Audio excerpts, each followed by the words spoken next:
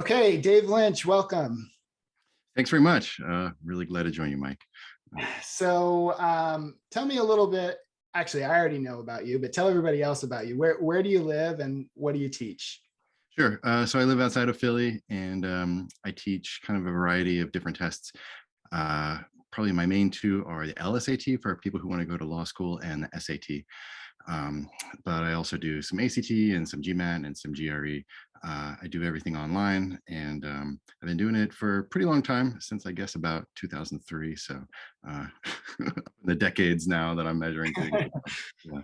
Nice. And for math, like what's been your philosophy for teaching math? Like especially before using Mathchops, was there a certain approach that you had or way of thinking about it? Sure. So in terms of like the approach, I kind of view it as like a little bit of like a hierarchy for like kind of different skills that you need to put together and have in place until you can kind of reach that pinnacle of getting the score that you want. So on the basic level is you got to understand what's going on. Like, so supposedly school is supposed to teach you those things, but we've all run into students who either claim that they were never taught something or they don't remember it or something like that. So on the basic level, like, do you know what the discriminant is? Do you know how to complete the square for a circle equation or something like that? So there's just like basic familiarity or awareness of the concepts. After that, it's kind of like, if you're aware of these things, then can you carry out the mechanics of them, and can you do it at speed, like without making mistakes?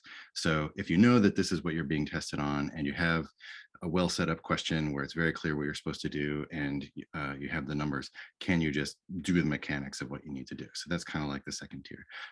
The third tier would be seeing those things show up, especially in the SAT. The SAT like really likes to disguise things or present them in kind of creative or ways that might require a little bit of recognition or deep thinking to actually realize what you're supposed to be doing in the first place. So beyond just plain mechanics, there's like seeing them in the wild with like the way that the SAT writes the questions. And then the sort of final pinnacle to that would be switching back and forth, like doing all that recognition step, but doing it within a section at speed. So there's the speed of the mechanics, but there's also the speed of recognizing what you're supposed to do. What kind of question is it? How have they presented it? Also, like, how do you pace yourself when you run into a question that's too time consuming? Or how do you make sure that at speed you're also doing the things to prevent careless errors and things like that? Right. Yeah, so that's the kind of like hierarchical structure. Yeah, I love it. I love it. Now at the beginning there, you threw out some pretty advanced concepts, I guess, like the discriminant and complete the square. But I'm assuming that applies to even, adding fractions or Sure. Yeah. sets or any Yeah. of those things, right? Yeah, any of those things. People claim that they haven't seen it since the third grade, and that may or may not be true. But there's all that stuff, like every level of just being able to actually carry out the mechanics of doing it. Mhm. Right. Um, and so when you were teaching that, I mean, I guess how would you normally approach it? I mean, you have practice tests probably, like, and I think you Mhm. did a lot of materials of your own too, right? Yeah, yeah. So uh, I, I sort of view my job for that basic level of like, do you even know what this concept is? That's what we address together in the session, or with like chapters or handouts where it's kind of like written in a like textual discussion format. So, it's, I think as tutors, we're all pretty good at explaining things out loud in the session. But then I also sunk a lot of time into creating like discussion chapters that also either, if we don't have time to talk about it in the session, or as an sort of um, supplement to what we talked about in the session, they have something to kind of inform them of the topics. Um, Skipping over the second stage for a second, because for me, the second stage is where Mathchops really comes in. But like for that third stage of like recognizing when they dress it up in SAT, like interesting question format or creative recognition, I basically just compile. I think a lot of people do the same thing, compile like practice question sets. So it's like, okay, we need 50 questions on line equations and slope or something like that. So just like mine past tests, compile them, put them together, and give them to students as appropriate. And then obviously taking lots of practice tests. That kind of addresses that top level of doing everything all together. But for me, like Mathchops is like so exciting because that sort of second stage where like, do you have the mechanics of it? I mean, some of that comes by doing practice questions like from tests, and I can always like invent a couple of questions like right there on the spot within the session. But Mathchops, I think, is like really increased the degree to which I can have people practice that stuff and make sure that they're really on it, because like just the fact that it can invent 50 versions of the same question with different numbers every time, and until the student can really prove it that they can do it repeatedly at speed. That's, I think, very hard for a tutor to do. And so that's really been a welcome addition to Yeah, what I have. that's awesome. Yeah, and I assume, I mean, for me, what's been helpful, and hopefully for you too, is that you don't have to proactively quiz them on a bunch of things. It's kind of like making the rounds, and then if something is wrong, you'll be like, wait, you still don't have percent increase, like, and then Yeah, you jump back yeah, in. Yeah. right.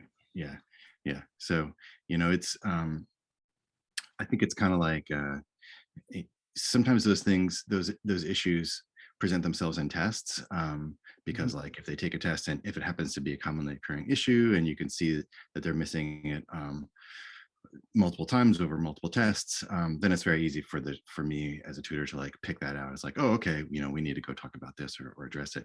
But Mathchops is good at like finding those maybe not so commonly occurring, or they just didn't happen to show up on the last practice test that the student took.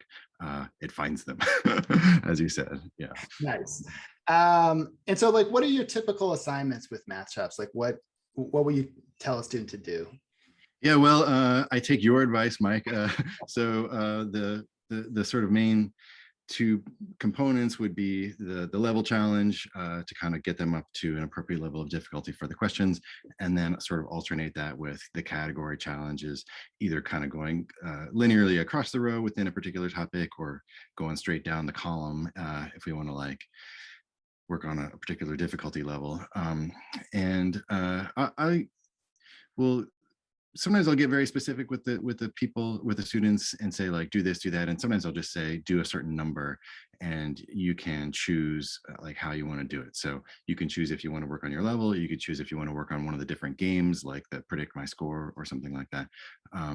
But the one thing that after kind of like giving them those assignments, the thing that I like to do is when we get back together again for the next session, then I'll say, all right, let's take a look at the Mathchops, right? And so some students are very proactive about like, oh yeah, you know what, I saw this question a couple times, I didn't get it, I put a star by it, can we please talk about it? And other students are not so forthcoming. Some of them I'll say like, how did it go? And they're like, fine, yeah, no questions or anything. And Yeah. so the thing that I like to do there is, number one, like I do like to pull up their actual account. Like I'll give them the password so I can log in, and I can just pull it up myself, and we can scroll through, and I'll say like, hey, what happened here? I see that you missed this question, or can you explain what's going on here? And then actually something that I really like to do is to create a quiz.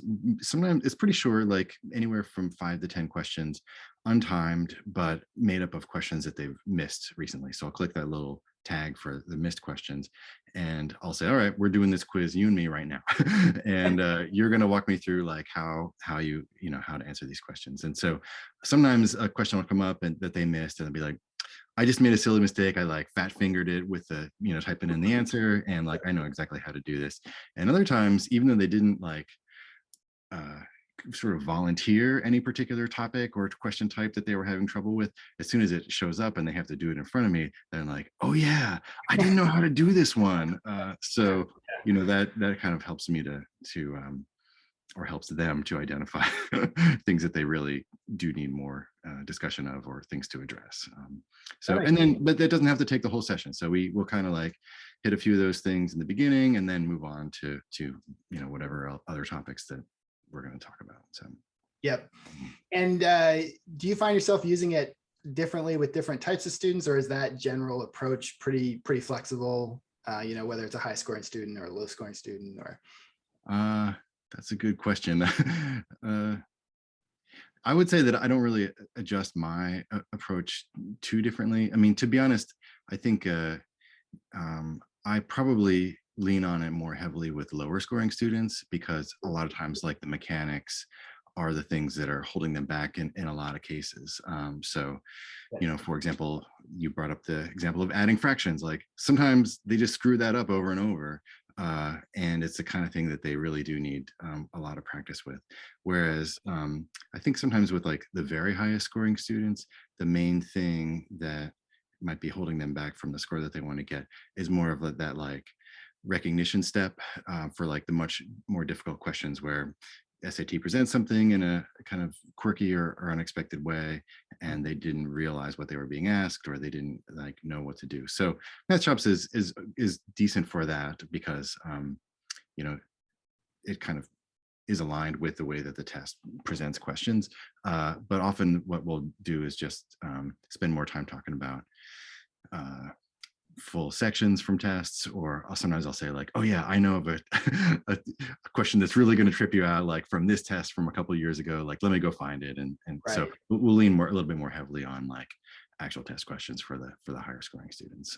Yeah, that makes sense. I think I've had kind of both experiences with the high scores. It's like I've had some where they pretty much have the chops part of it down, and they really do just need to recognize it in the wild, as it were. And then I've had others where maybe they're at a 720 and they're trying to get a 770 or something like that. And Mhm. for some reason they really don't have, they're kind of missing certain things and you don't know exactly what it is. And so we'll Yeah. just run through all of those category challenges right at the top end. Yeah. Yeah. Um, but you know, just I think that would be really useful. The probably where I've fallen short is like, because to be able to get to those category challenges at the top end, they have to work through the lower end. And I think a lot of times some of the higher scoring students, they either get bored or they think it's like not for them. It's like, well, these questions are too easy. Like, give me the hard stuff right from a test. That's something where maybe I could be a little bit more diligent about. Like, all right, no, there really are some challenging questions here at the top end of Mathchops. Like, let's get to them, and then we can really make good use of them. So yeah, I'll usually just have them burn through that level challenge and just I won't make them do any of the category challenges until like mhm, 740 or something like that. yeah, Uh, yeah, yeah. but you know, I mean, it's just different students. You kind of just have to use different tools with them. So it Mhm, just depends. mhm.